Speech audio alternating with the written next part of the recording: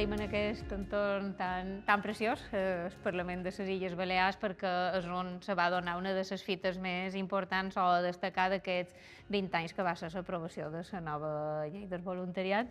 Com recordeu aquell moment, o el procés també fins que la vàrem tenir, com va ser? Pues jo el record molt de la mà de qui era consellera en aquell moment, en Fanny Turn, Fanny. La veritat és que no sé si te varen deixar molta opció, no?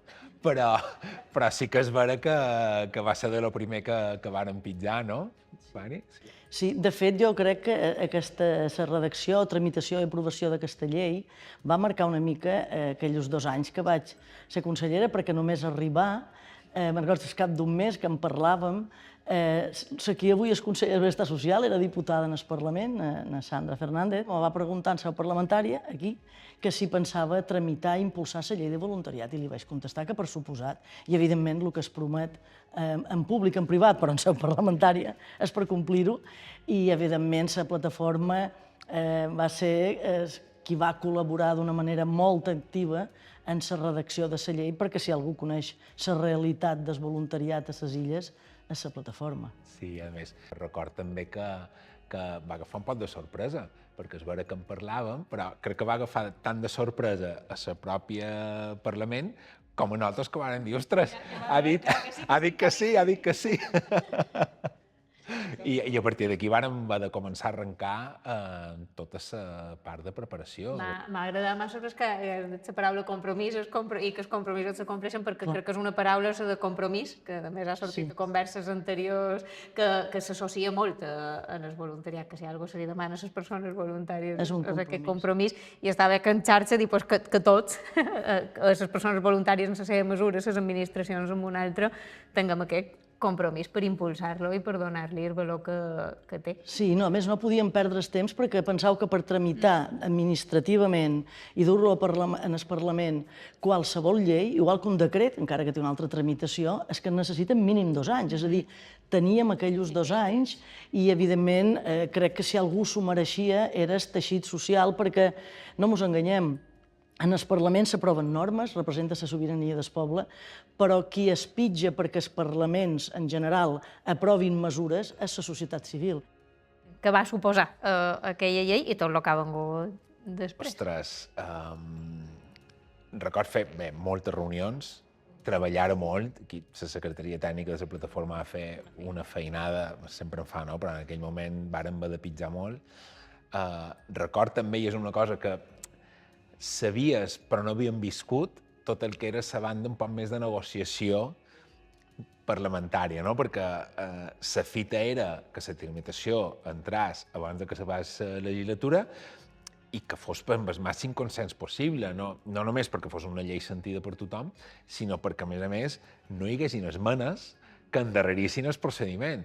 Que es va aprovar per unanimitat, es va aprovar per unanimitat i això és molt important. I llavors hi havia moments, ara me'n recordo, és que clar, anàvem fent memòria, que hi havia una frase que deien molt diferent, que a vegades dèiem, no hem de ser més papistes que el papa, perquè deien també, si volem una llei tan perfecta, no perquè no sigui perfecta, sinó que a moments potser ens deixàvem coses fora, amb això no pot entrar, i aquí sí que a vegades havíem de fer aquest exercici d'adaptar-nos també. Clar, perquè dèiem, no ha de ser la llei negativa. Exacte, de que no se pot. Això no tal, no? Vull dir, anem posant en valor moltes coses, i de fet crec que avui encara ara mos passa, no? És que això no és voluntariat, això és tal... Anem a parlar en positiu. Elena, ara més a l'actualitat en aquesta època d'ara, no sé si això sí que ja s'ha notat que la gent tingui més interioritzat. Jo crec que el que han rebut és una responsabilitat de molta feina. O sigui, quan jo he arribat a la plataforma o les entitats que són ara endavant de la comissió, és aquesta responsabilitat que s'havia fet molta feina i una secretaria tècnica que te dona molt recolzament, i això ens dona molta tranquil·litat. Espitjant i espitjarem sempre, no? Són la plataforma.